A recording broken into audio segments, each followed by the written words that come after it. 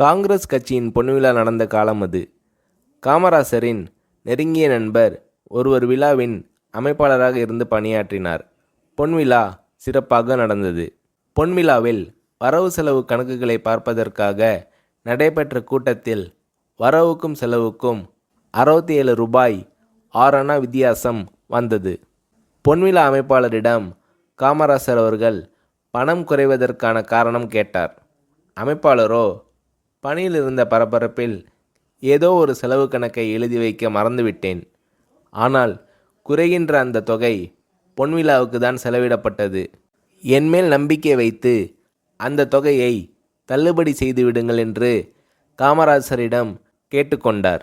காமராசர் அவர் தமது உயிர் நண்பர் என்பதை கூட பார்க்காமல், நம்பிக்கை வேறு, கட்சி கணக்கு என்பது வேறு, அரை மணி நேரம் அவகாசம் கொடுக்கிறேன், அதற்குள் நினைவுபடுத்தி செலவு கணக்கை சரியாக எழுதி கொடுங்கள், இல்லையென்றால் குறைகின்ற அந்த தொகையை நீங்கள் தான் கட்ட வேண்டும் என்று கண்டிப்பாக கூறிவிட்டார் காமராசர் அவர்கள்.